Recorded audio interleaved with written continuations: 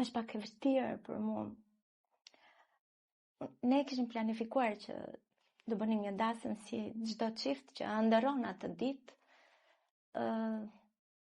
3 muaj përpara më vdes motra. Dhe ka qenë vitin 97.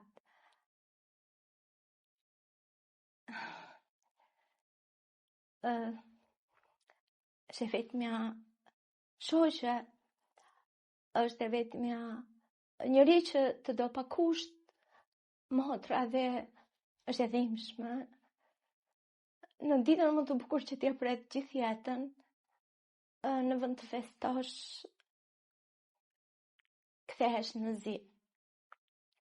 Dhe unë kam qenë në shtatzane 3 muajshe, edhe pothuajse kishim bërë planet bashkë gjatë gjithë kohës, ajo ishte shoqja ime më e ngushtë, edhe shoqe, edhe motër, edhe atë ditë ka qenë ndilshëm, kishim një javë që dilnim bashkë sepse bashorti i saj kishte ditëlindjen dhe dilshim të shkoshim t'i bleshim dhuratën. Dhe atë ditë vjen dhe i le fëmijët ke unë dhe më thotë që duhet të dal, por do t'i le pak dhe do vi t'i marr. Vjen t'i marrin fëmijët dhe ndërkohë unë vishëm shumë më shpejt dhe i them që ne gjithë duhet të vi dhe unë, të shkojmë t'a blejmë dhuratën. Dhe më thotë, jo, thot, mos eja, thot se ka shumë plumba. Dhe në momentin që doli, i thash nga drita re, i tham, do të ngeli pishman që nuk po më merr. Edhe unë nuk kam çat humbë, se unë e kam fëmin me vete, po ti ke 2 fëmijë. Shko, më thamu, dhe mos u mërzit. E ka ndjerë një farë mënyrë, mendon? Gjithmonë kur ke motër edhe vëlla, i ndjen edhe të mirat edhe të këqijat, sepse ke lindur nga një nën, ke dashurinë, ke dhimbjen që ke përjetuar që nga fëmijëria derisa rritesh. Dhe në momentin që ndodh diçka, motra, vllai, o nëna, o babai e ndjen. Dhe atë ditë në fakt lëtova para se ta merrja vesh haberin, askush nuk më tregoi se motra më kishte vdek. Vetëm se hyshin e dilshin njerëz në shtëpi dhe nuk më tregonin vetëm për shkak se isha shtatzane. Dhe instinktivisht diku në mes të natës shikoja njerëz që hynin e dilnin në shtëpi dhe shkëputen fsheta se futem ke dhoma dhe i bie marr telefonin dhe i bie urgjencës direkte sikur e ndjeva. Të momentit dhe pyet se ka ardhur dikush me këtë emër me plumb, dhe ajo ka vdekur dhe aty kam humbur ndjenjë. Edhe kështu ishte dasma ime, por e kam bërë mas ju kërkoj ndjenjë. Pra ke bërë më vonë pastaj? 20 vjet më pas. Nga motra që ishte personi që ti besoje më shumë, pastaj u bë bashkëpunëtor ty në një farë mënyrë, apo jo? Po, ai dhe në ato momente më ka qëndruar afër, ndaj kemi dhënë besën njëri tjetrit, që në të mirë dhe në të keq do i shkojmë deri në fund, derisa vdekja të na ndaj. E megjithatë ke patur edhe një rast tjetër që brenda një dite ka ardhur edhe e keqja edhe e mira, si në këtë rast, rasti i gëzimit të shtatzanisë dhe vdekja e motrës. Mendoj që më duket ndonjëherë sikur vetëm mua më ndodhin këto gjëra, por ka qenë atë ditë nisesha për në Greqi dhe më marrin në telefon sepse nusja shkoi tek prindit e vet në Greqi dhe më njoftojnë që ka lindur nusja e djalit dhe e bërë me nip. Edhe u gëzova shumë. Gëzimi i jashtëzakonshëm kur bëhesh gjyshe për herë të parë.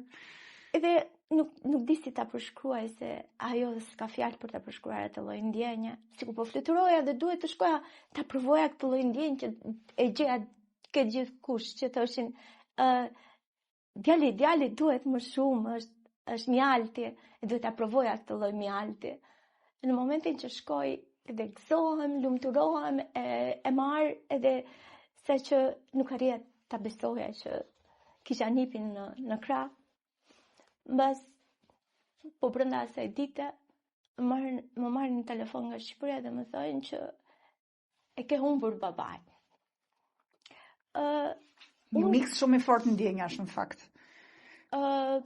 Se di si e ke përballuar ti, po për këtë do ishte vështirë. Di them që njeriu në jetë ka momentet edhe të gëzuara, edhe të hidhëruar. Njeriu duhet të jetë i fortë për të përballuar se këto janë ligjet e natyrës, ligjet e Zotit. Dhe ne duhet të jemi të fortë për të ecur përpara, edhe për të kthyer dhe të kujtojmë momentet të lumtura. Njeriu në jetë mundet të jetë në tavolinë me lumturinë, me dashurinë, me gëzimin, por në shtrat mas disa orësh të pret edhe hidhërimi. Ne duhet të gjejmë forcën për t'ju përshtatur këtij rrugtimi që dhe të marrim më të mirat të mundshme. Si e ke gjetur ti forcën? Të kam pyetur edhe më përpara, si e përballuar ti me këto emocione negative? Ja ke përçuar të tjerëve apo i ke mbajtur vetë? Jo. Kur nuk kam dashur që të përcjell dhimbjen time ke tjetri. Në fakt thonë që ai që ndjen dhimbjen e tjetrit quhet njeri. Unë jam munduar që dhimbjen time ta mbaj brenda.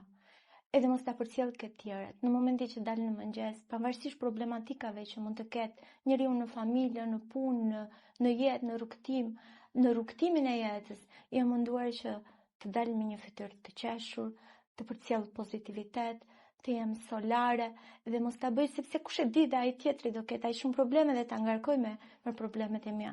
Sa po dal nga shtëpia e nis ditën me kafen me bashortin, futen në klinik dhe i përkushtohen pacientit. Unë desha të kaloja një çik edhe tek pjesa tjetër e lumturisë si nën dhe si vjerë.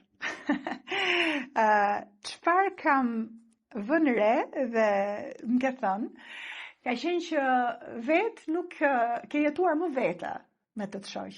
Dhe në rastin e djalit, që ai është i ri, edhe ai ka zgjedhur që të jetojë më vete. Për sa i përket familjes, e ke kërkuar një familje të madhe ku t'jeni të gjithë bashkë, po secili të ketë lirshmërinë për të vendosur për çatin e tij? Unë jam rritur në një familje të madhe, sepse ne kemi qenë 4 vajza dhe 2 djem.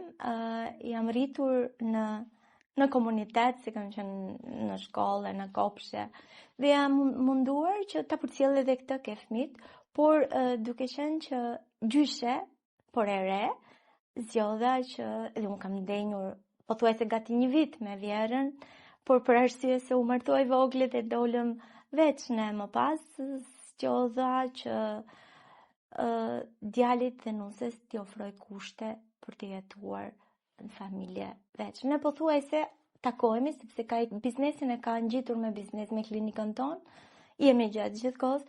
Në fillim më gjykuan që pse nxore nusen vetëm, se nuk e mbajte, dashuria nuk vjen të qëndruar gjatë gjithë kohës me një shtëpi, dashuria vjen edhe sikur ti jesh në dy skajet e botës. Mjafton të respektosh, të duash, të përcjellësh mirësi dhe çdo gjë shumë. Sa ndihmon ti me nipin e vogël?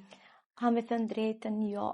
Jam gjatë gjithë kohës në klinik edhe në fushat për momentin, ama kur të jem më e lirë, do ta marr edhe nuk do ja jap më. Me shaka.